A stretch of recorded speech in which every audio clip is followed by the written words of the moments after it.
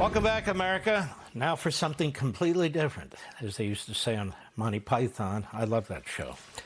Our dear friend Robert Greenway, he's now with the Senior Vice President at the American Global Strategies and former National Security Council Senior Director, Principal Architect of the Abraham Accords, and really a sharp guy and my friend. Robert, the Strait of Hormuz, nuclear weapons, this and so forth. You know, I have a question for you. I've read this book. It's not an easy read. Islamic Government, written by the Ayatollah Khomeini, right before he came back in the revolution to Iran. How many people do you think in government have read this book? I don't think anybody's read this book from what I'm listening to. This man believes God has put him on a mission. This man believes that they must conquer the world. This man makes it clear that Iran is nothing but a launching point. And this man makes it clear that he hates the United States more than any other country on the face of the earth because of our success as a Western power. And he makes it clear he's not going to make any deals. And I don't think his successors are going to make any deals that are going to hold unless they want them to hold for a short period of time as a matter of tactic. What do you make of all this? Always good to be with you, Mark. And you're right to read our adversaries' viewpoints in literature. It's striking how often they are clear in their goals and objectives and how often they're discounted. And to answer your direct question, I suspect very few are even aware, let alone familiar with the content of his thoughts and the structure of our adversaries' government system. If there's any consolation in it, and it's small but significant, very few, I think, in the Iranian system are familiar with it. And those that are fairly confident it's a bankrupt ideology.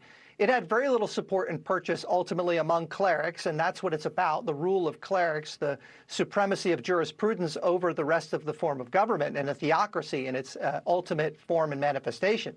But very few in Iran now have support for this bankrupt ideology, and the government itself has very little credibility. And that ultimately will probably lead to the collapse of the regime. It's just difficult to predict when and what specific circumstances. The collapse of the regime. Are we trying to collapse the regime? I don't think the president's express intent is to bring about collapse, but I think his goal is to put them in a position in which they're no longer able to threaten our interest, our vital interest, nor those of our partners and allies, including freedom of navigation and the stability of global energy markets. And that was consistent in the first administration. So I think that he is content with ensuring they no longer have the means and the opportunity, recognizing they'll always have the motive.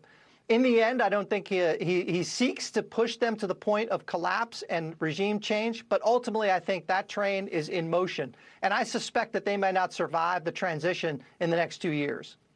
Now, my question to you is this. If that's not our goal, but you think that may happen anyway in the next 2 years, if you were in charge, would you arm the Iranian people? I mean, that's the Reagan doctrine, and it had a enormously positive impact for the free world in our country. What would you do? You would just do what we're doing and then cut a deal on the Strait and on nukes and get out and assume that they'll collapse? What would you do? I think it makes sense to confront the regime in Tehran with as many dilemmas as possible. The goal should be to deny them the material capacity to threaten us, to make sure that they no longer have a missile program, the umbrella of which provided them the ability to develop a nuclear program, and both of which, of course, intersect at intercontinental ballistic missiles. They should also be denied the ability to leverage their surrogates and proxies like Hezbollah or the Houthis in Yemen or the Hashd al-Shaabi in Iraq. But ultimately, I think the dilemma of arming Iranian factions that are opposed to the government is logical, and in the end of the day will probably be required to present the government in Tehran with an irresistible force that which they cannot reconcile. Now, I think that is a difficult proposition. The president's been reluctant to do it, but I think he's entertained the idea. I would counsel that it merits the consideration, and I would think that it's actually a very easy thing to do. And I think we could also mitigate the associated risk that many are concerned with. Yeah, I know you think. I think you're right. I mean, we've done it before, and we were up against the Soviet Union. With all due respect to others out there, that was a tougher enemy than this enemy.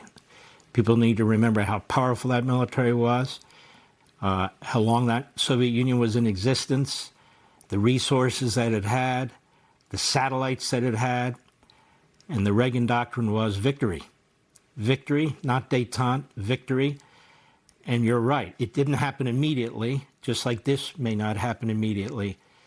But there are buttons, again, you're right, in my view. There are buttons you can push to start the process. But one of them is arming the people who are resisting, who want to rise up, who want to overthrow. I mean, tens of thousands of them were murdered when they were just out there with their fists and so forth and so on. We'll be right back.